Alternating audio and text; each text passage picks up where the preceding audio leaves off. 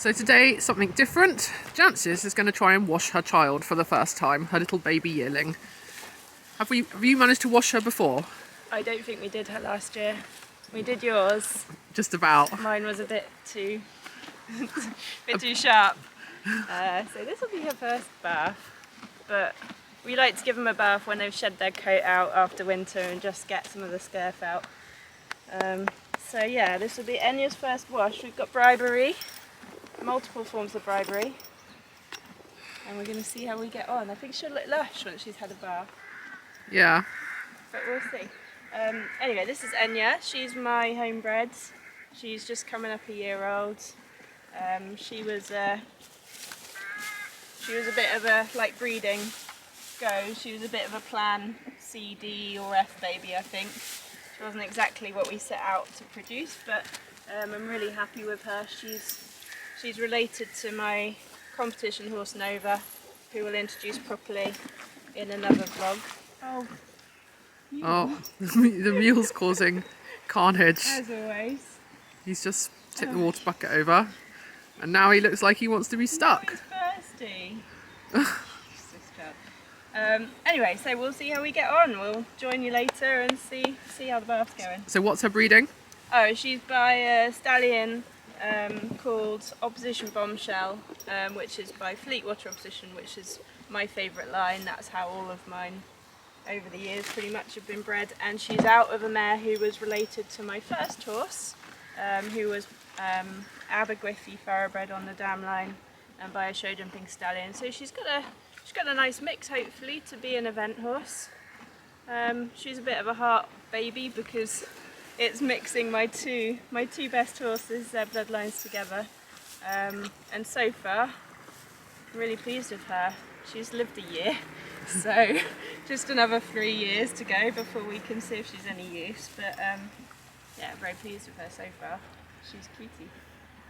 So I think with breeding, it's always one of those things you think, oh, I've got this wonderful mare, I'm going to breed from her, but it's just not as straightforward and easy, is it? It's really not straightforward, it's really not easy. My first one that I bred, she died at 18 months, having cost me thousands of pounds at vet hospital. I got lucky with the next one, Nova, but I mean he's 6 now and he's already had a pretty catastrophic field injury and has had another half a season off for various different things, but I mean he's super. So you have to get them on the floor alive, and then you have to keep them alive, and then they have to have some ability and a brain to go with it, which is also not that easy. So you can put the best mare to the best stallion, but it doesn't necessarily guarantee success. So breeding is just a bit of fun for us. I only breed very occasionally, and they're all to keep. I wouldn't breed to sell. They're for me to be my next horse. I've got the luxury of space here and the time to do it, but you wouldn't do it really if you didn't have the setup.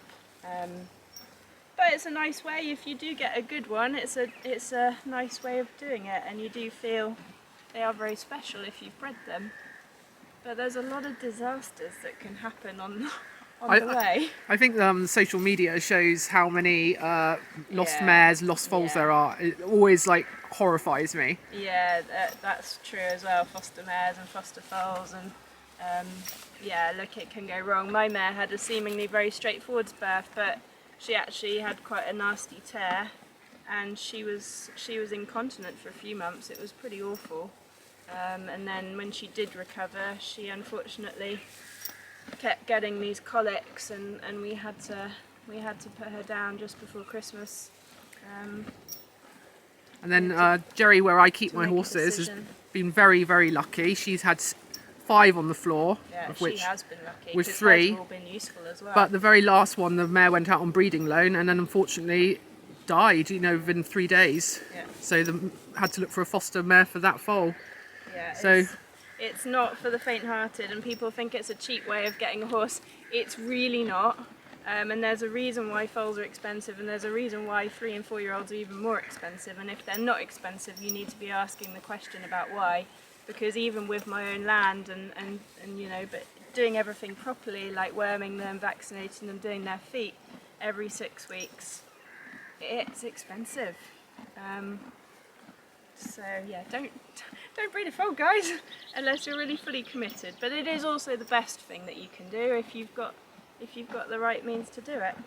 Yeah, so I think with Flora, I decided 1 and out. I was like, do you know what? I've been very lucky at the moment. I love the mare to bits, and I just would, it would upset me too much to see any disaster happen. Yeah. So with Eris being on the floor, still alive currently, I decided 1 and out was fine. So hence Flora's gone to a friend to be on permanent loan, living her best life. The first time I bred my mare, I actually did an embryo transfer from her because I didn't want to risk her, and she was still competing. But that's the yearling that I lost.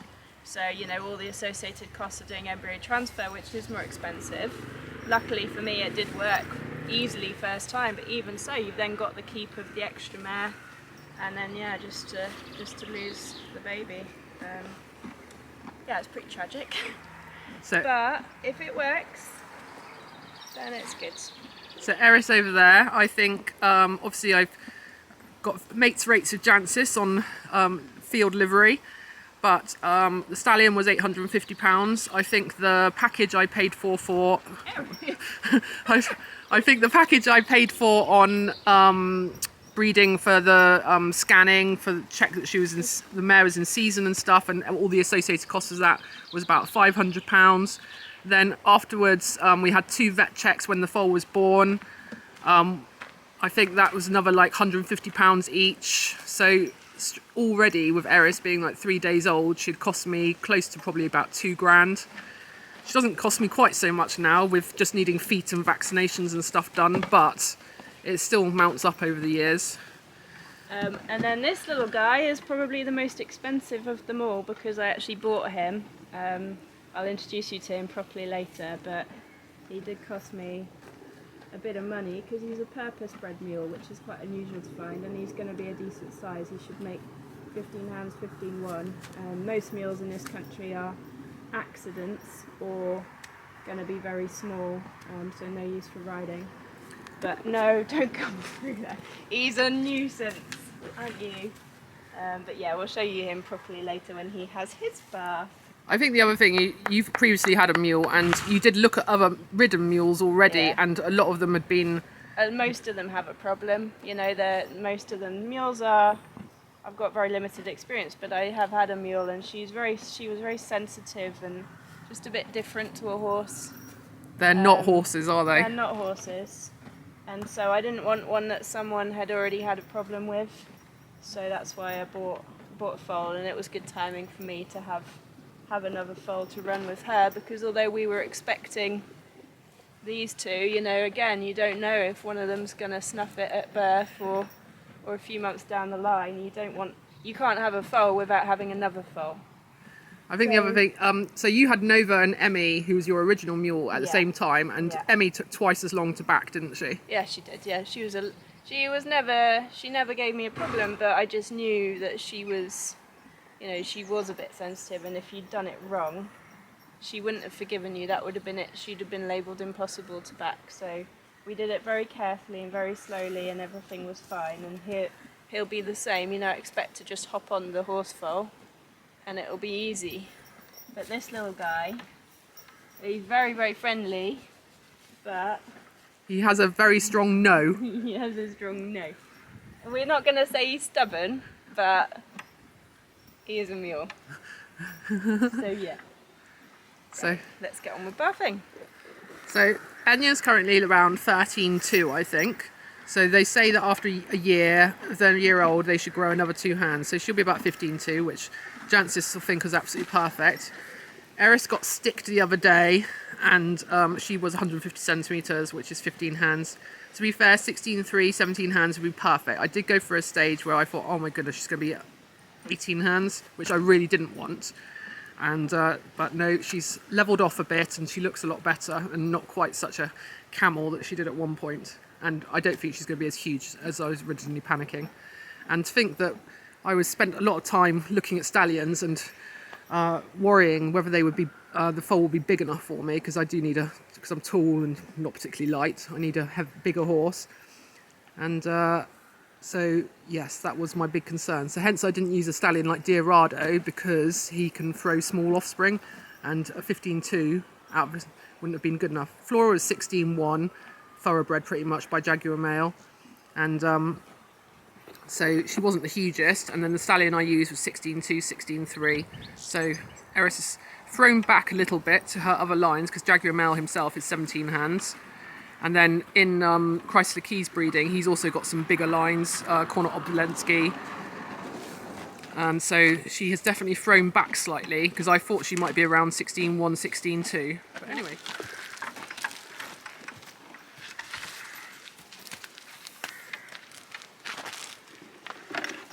Oh, this is going a lot better than anticipated. The bribe of food is very strong. And look, she does have a pretty head underneath that fly mask. Yeah, she is pretty. We'd just joke that she's going to be the prettiest of all Jance's horses. Which probably. Oh, my others are no great. She'll probably be really beautiful, then really useless. Yeah, she's got a bucket of feed and it's nice warm water. We're doing them on a lovely warm day, so everything is in our favour. But yeah, all the others we've got, the adults, just dance around. Yeah. This is a lot easier. A lot easier. We say that, we've still got Eris to go, who looks... She looks keen. She looks keen for a bath. Not keen about having her mane done ever, though. No, she's a bit sharper, your one. Brilliant. She's supposed to be an old person's horse. Yeah. Not sure that's quite what you've read. No.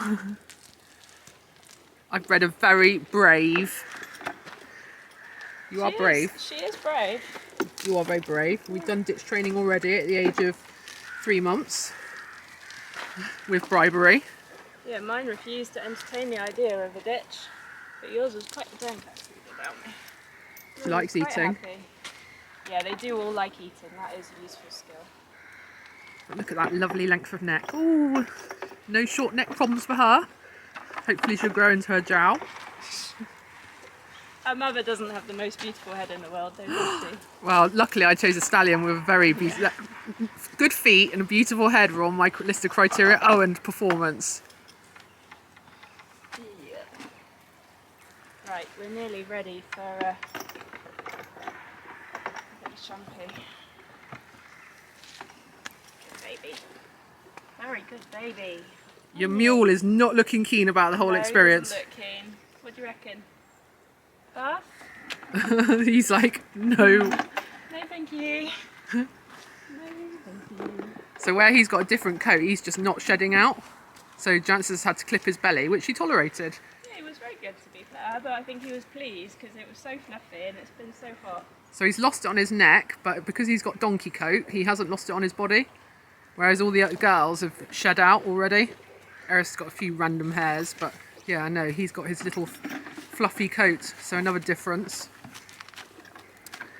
Right, But would you go and do me some fresh water? so the mule volunteered himself to be next by coming out. He's not looking very keen. The other thing is they're surprisingly strong through their necks. I have been dragged around by a mule 2-year-old before who decided to go a different direction to the one I was hoping to go in. So they may look quite weak and flimsy, but they are surprisingly strong, especially through their neck. Hello. So Mumble's currently doing the slow retreat, hence the rope is like slightly stretched. 1 step at a time. This is a bit more donkey. He does look quite donkey right now. He's been very good, He has been very good. but he's a bit suspicious that I might go near his ears, and that's not really okay. Not with a wet sponge, anyway. You've been a good mule. There's quite a lot of ear there. Where are you going? Oh, you want some hay? Okay, last bit then. Last bit. Oh dear. Oh, we're retreating. So the babies haven't. There we go. The babies haven't been taught to tie up yet. So this is just part of them learning about resistance and stepping into the pressure rather than away from it. They don't teach them to tie up when they're younger because their necks aren't really strong enough to cope if they put their full weight back on it. It's not good for them. So they'll just gradually learn as they get older, and we find that we don't overhandle them. They're just used to having us around in the field every day, and they pop down in here and they see the farrier and whatever. And they're always good to handle. It's never really a problem, so we don't make a big deal out of it. They certainly don't need to go in the arena. No, they just do little bits of exposure to life and just figure stuff out. You know, they don't come in the stable or anything like that. And yet they end up being well adjusted, nice adult horses and mules, hopefully. Right, get some clean water. So another difference with mules and horses is he has tiny little feet and they're quite boxy. So they're very much more like donkey feet than horse feet. So the donkey is very strong in them, which again I think is what people really underestimate. They're more donkey than horse. But yes, he has little teeny tiny feet. Jansen's last mule was slightly more, was out of a Spanish mare, so they were even tinier. But yeah, he's out of an Irish sport horse mare. So a little bit more bone and a little bit chunkier than the last one. But he's very cute.